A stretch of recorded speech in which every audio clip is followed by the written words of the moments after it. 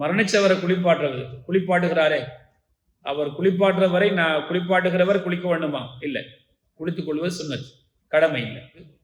ஆனால் சில நேரங்கள் நஜிசுகள் படலாம் உடல்ல, அதை கழுவி கொள்ளணும், அவ்வளவுதான். ஆமா, நம்மளுடைய உடம்புல சில நேரங்களுக்கு ஜனாசாவில் வெளிவரக்கூடிய சில அசுத்தங்கள் உடம்புலையோ உடையிலையோ பட்டால் கழுவி கொள்ளுங்க. அந்த மையத்தை நம்முடைய மனம் வச்சு நம்ம கழுவலாம். உறவினர்கள் அடுத்து ஒரு மையத்துடைய உடல்ல சில குறைகள் இருக்கலாம், அதை அவங்க மறைப்பாங்க. எந்த அளவுக்குனால் கணவன் மனைவி கணவன் ரசூலுல்லாஹி ஸல்லல்லாஹு அலைஹி வஸல்லம் சொன்னாங்க, நான் முன்னால் மரணித்தால் என்னை நீங்கள் கழுவுங்கள், இல்லைன்னா நான் உங்களை குளிப்பாட்டுவேன்.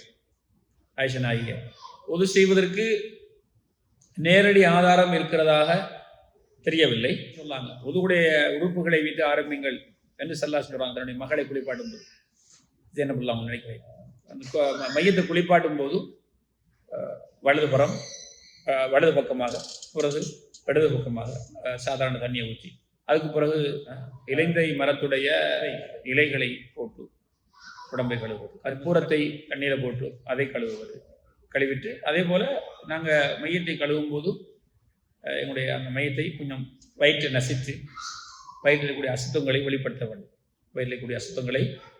வேண்டும். என்றால் மையத்தை குளிப்பாட்டியதற்கு பிறகு எதுவும் அசுத்தங்கள் வெளியாகாமல் இருப்பதற்காக.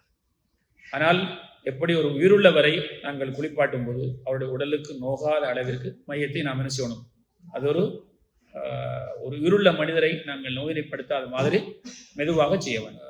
அவங்களுடைய துடைத்து விட்டு, அப்போ மையத்தை நாங்கள் குளிப்பாட்டும் போது அவங்களுடைய உடலை மறைத்து வைத்துக்கணும். ஆணையும் சரி பெண்ணையும் சரி, அவங்களுடைய கையினால் அவங்களுடைய மறைவிடங்களை கழுவக்கூடாது. ஒரு துணியை கொடுத்தான் கழுக வேண்டும், க்ளவுஸ் அல்லது ஒரு துணியை சுற்றி. அப்போ அவங்கள சுத்தப்படுத்தணும்.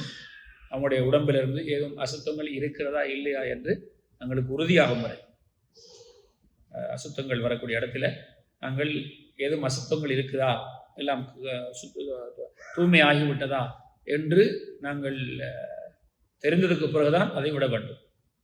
அதுக்கு பிறகு துடைத்து கபனிட்டு அவர்களை தொழுவிப்பதற்காக எடுத்துக்கொண்டு செல்ல வேண்டும். கடுமையான குளிப்பாட்டம்னு நம்ம குளிப்பாட்டுறோம், அவர் தான் நிற்க செய்ய முடியாது, மரணித்தவர் அவர் செய்ய முடியாது, நம்ம அவருக்கு செய்விக்கிறோம். அப்போ நம்ம தான் நினைக்கணும் கடுமையான குளிப்பாட்டுறோம். ஆனால் குளிப்பாட்டுவது, கபனிடுவது, அந்த ஜனாசாவில் கலந்து கொள்வது, தொழுகிறது, அதை அடக்குமுறை கலந்து கொள்வதெல்லாம் நிறைய நன்மைகள் இருக்கு.